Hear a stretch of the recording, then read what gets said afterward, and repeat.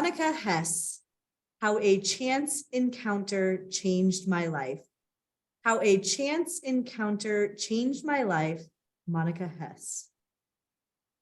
Have you ever met someone that you just knew you would be friends with for life?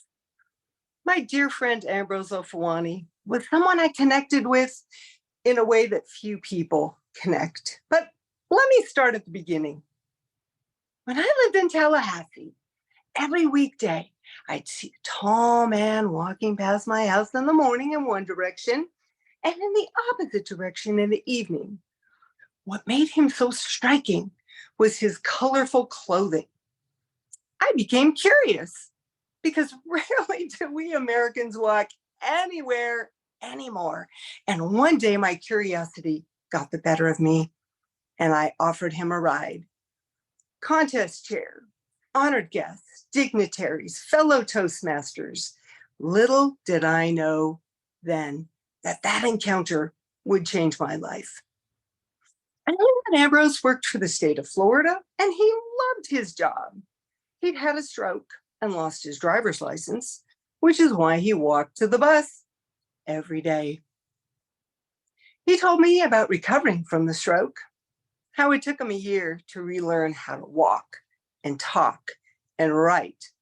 He told me he lived just down the street from me with his nephew, and that half of his family was in public service in America, and the other half still lived in Africa. Ambrose's biggest dream was to take his only son, living with the son's mother in Orlando, to meet his family in Nigeria.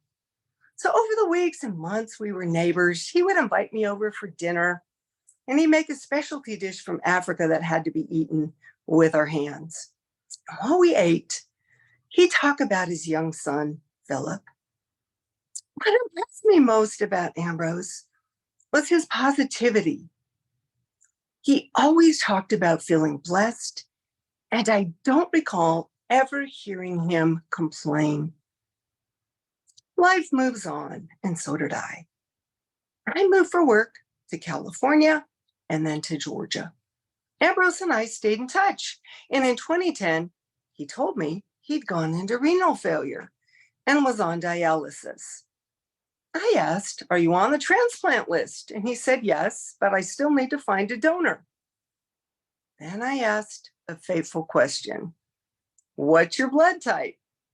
It turned out we were both A positive. So I offered to be tested as a possible donor for him. I previously considered being a non-directed donor for a woman I didn't know who needed a kidney transplant. But at the last minute, her family stepped up. But this idea stayed with me. When I found out that Ambrose needed a kidney, I knew I had to do something. From my previous research, I knew that thousands of people die in our country every year waiting for a transplant. And if I could do something for my friend, I wanted to do it. I underwent the testing, cancer screening, colonoscopy, 2 days of being poked and prodded every possible way at the transplant center. To say that it was not fun is an understatement. But I kept thinking of Ambrose, hooked up to the dialysis machine 3 times a week.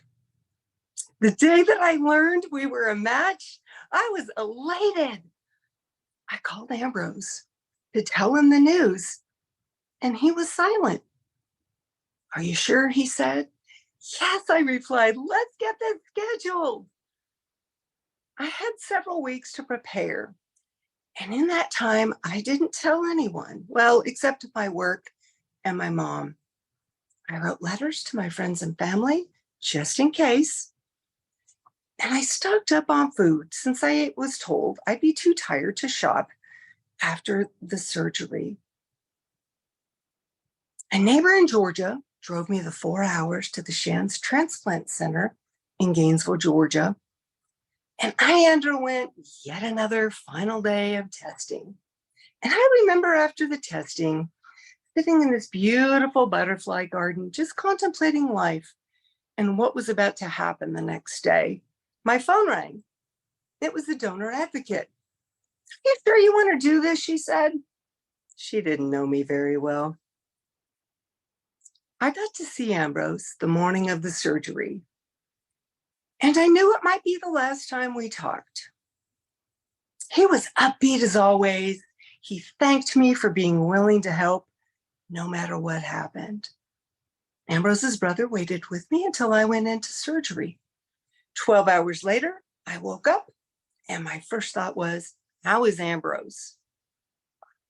It was touch and go for him for the first few weeks, but eventually his medication to keep from rejecting my kidney was figured out, and he was able to move home to Tallahassee.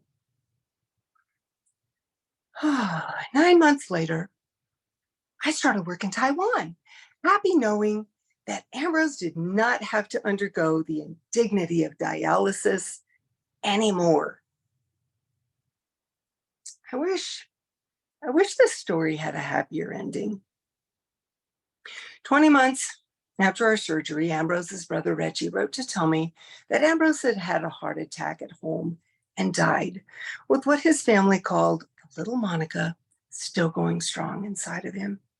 He made sure to tell me how thankful the family was that I had been willing to donate, and that Ambrose had had almost 2 extra years of a better quality of life. Why am I telling this story? I may have given Ambrose a few more years of life post-dialysis, but he ignited in me a paradigm shift. He reminded me that life is short, and that if there is something that we have a desire to do, we should find ways to do it. It's why I moved to Taiwan, where I joined Toastmasters, and why I tell this story. Meeting Ambrose taught me that we can be thankful no matter what our circumstances are.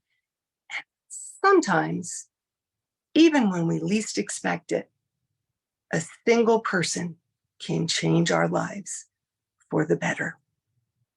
Madam Contest Chair.